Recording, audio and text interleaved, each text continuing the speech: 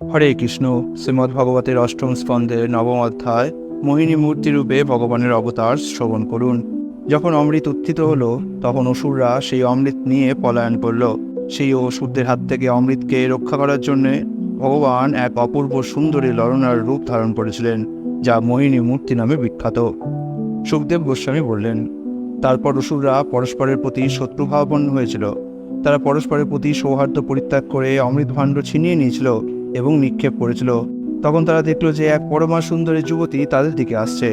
সেই পরমা সুন্দরী যুবতীকে দর্শন করে অসুররা বলেছিল, আহা, এর সৌন্দর্য কি অপূর্ব! এর অঙ্গকান্তি কি অদ্ভুত! এর যৌবন কি অনির্বচনীয় সৌন্দর্যমণ্ডিত! এই কথা বলতে বলতে তারা তাকে উপভোগ করার বাসনায় কামার্ত হয়ে তার প্রতি দ্রুত বেগে ধাবিত হয়েছিল এবং তাকে নানা রকম প্রশ্ন জিজ্ঞাসা করতে শুরু করেছিল। হে সুন্দরী, হে পদ্মপলাশ লোচনে, তুমি কে? তুমি কোথা থেকে এসেছো? কি উদ্দেশ্যে তুমি এসেছো? তুমি কার? এই অপূর্ব সুন্দর রূপশালিনী, তোমাকে দর্শন করা মাত্র আমাদের মন বিক্ষুব্ধ হচ্ছে। মানুষদের কি কথা, দেবতা, দানব, সিদ্ধ, গন্ধর্ব, চারণ এবং লোকপাল প্রজাপতিরাও তোমাকে স্পর্শ করেনি। এমন নয় যে আমরা তোমার পরিচয় জানি না। এই সুন্দর ভূশালিনী, বিধাতা নিশ্চয়ই কৃপা পরবশ হয়ে আমাদের ইন্দ্রিয় ও মনের প্রীতি উৎপাদনের জন্য তোমাকে প্রেরণ করেছেন, তাই নয় কি? হে সুমধ্যমে, হে সুন্দরী, আমরা একটি বস্তু অর্থাৎ অমৃত ভাণ্ড নিয়ে পরস্পরের প্রতি শত্রুভাবাপন্ন হয়েছি। আমরা এক কুলে জন্মগ্রহণ করা সত্ত্বেও পরস্পর বিবাদ করে শত্রু হয়ে পড়েছি। তুমি কৃপা করে আমাদের এই বিবাদের সমাধান করো। দেবতা এবং দানব আমরা সকলেই প্রজাপতি কশ্যপের সন্তান এবং তার ফলে আমরা ভ্রাতারূপে পরস্পরের সঙ্গে সম্পর্কিত। কিন্তু এখন আমরা পরস্পরের সঙ্গে বিবাদ করে নিজেদের পৌরুষ প্রদর্শন করছি। তাই আমরা তোমাকে অনুরোধ করছি, আমাদের মধ্যে এই অমৃত সমানভাবে বিতরণ করে তুমি আমাদের এই বিবাদের মীমাংসা করে দাও। এইভাবে দৈত্যদের দ্বারা অভ্যর্থিত হয়ে মায়ারুচিত মোহিনী মূর্তি ধারণকারী ভগবান হাস্য সহকারে মনোহর কটাক্ষে তাদের প্রতি দৃষ্টিপাত করে বলতে লাগলেন।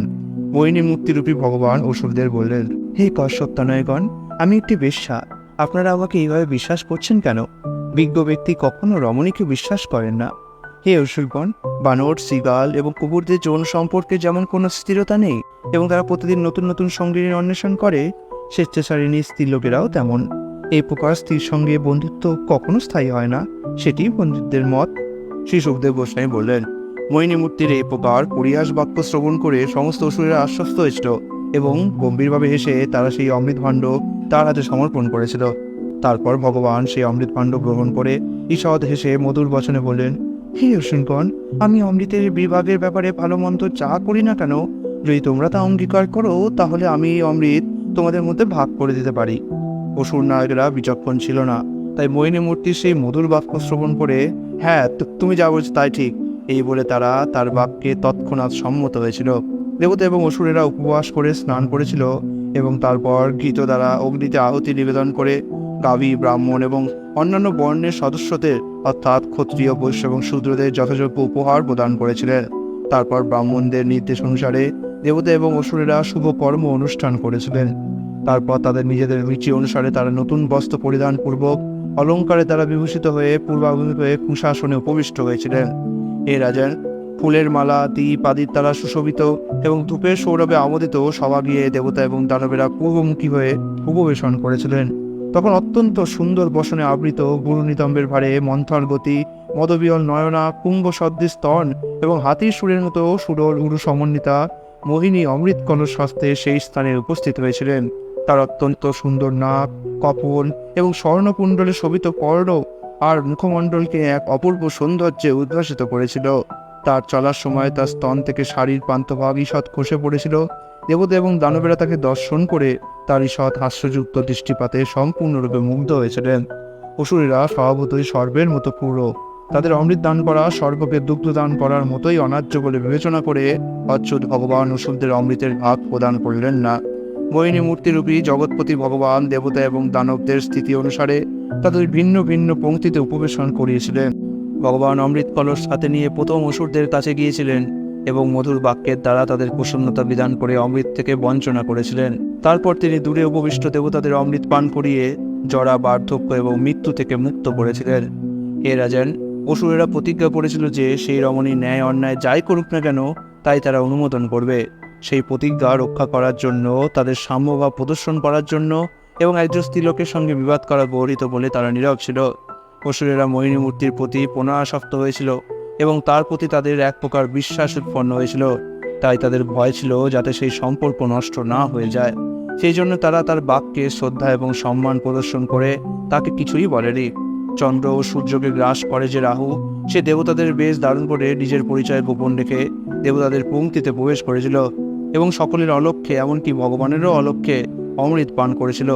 কিন্তু চন্দ্র এবং সূর্য রাহুর প্রতি তাদের স্থায়ী শত্রুতাবশত তা বুঝতে পেরেছিলেন।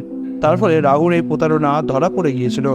ভগবান শ্রীহরি তার ক্ষুরধার চক্রের দ্বারা তৎক্ষণাৎ রাহুর মস্তক ছেদন করেছিলেন। রাহুর মস্তক যখন তার দেহ থেকে ছিন্ন হয়েছিল, তখন সে অমৃত গলাৎকরণ করতে না পারার ফলে তার দেহ অমৃতের স্পর্শ লাভ করতে পারেনি এবং তার ফলে তা অমৃতত্ব লাভ করেনি। রাহুর মস্তক অমৃতের স্পর্শ লাভ করার ফলে অমর হয়েছিল। তাই ব্রহ্মা রাহুর মস্তককে একটি গ্রহরূপে স্বীকৃতি দিয়েছিলেন। রাহু যেহেতু চন্দ্র এবং সূর্যের চিরশত্রু, তাই সে অমাবস্যা এবং পূর্ণিমা তিথিতে চন্দ্র এবং সূর্যের প্রতি ধাবিত হয়। দেবতাদের অমৃত পান সমাপ্ত হলে ত্রিভুবনের পরম সুহৃদ এবং শুভাকাঙ্ক্ষী ভগবান অসুর শ্রেষ্ঠদের সমক্ষেই তার স্বরূপ প্রকাশ করেছিলেন। যদিও দেবতা এবং অসুরদের উভয়ের ক্ষেত্রেই স্থান, কাল, কারণ, উদ্দেশ্য, কার্যকলাপ এবং মতাদর্শ একই ছিল, তবুও দেবতা এবং অসুরদের মধ্যে ফলপ্রাপ্তি ভিন্ন হয়েছিল। দেবতারা সর্বদা ভগবানের পাদপদ্মের আশ্রয় গ্রহণ করেছিলেন বলে তারা অনায়াসে অমৃত রূপ ফল লাভ করেছিলেন।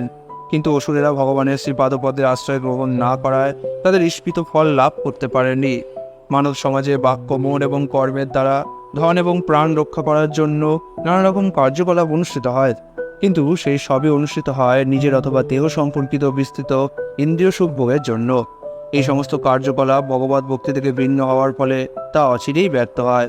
কিন্তু সেই কার্যকলাপ যখন ভগবানের প্রসন্নতা বিধানের জন্য অনুষ্ঠিত হয়, তখন তার লাভজনক ফল সকলেই ভোগ করে। ঠিক যেমন গাছের গোড়ায় জল দিলে সমস্ত গাছটিতেই জল দেওয়া হয়। ইতি শ্রীমদ্ ভগবতের অষ্টম স্কন্ধের মোহিনী মূর্তিরূপে ভগবানের অবতার নামক নবম অধ্যায়ের ভক্তি বেদান্ত অনুবাদ সমাপ্ত হলো। হরে কৃষ্ণ।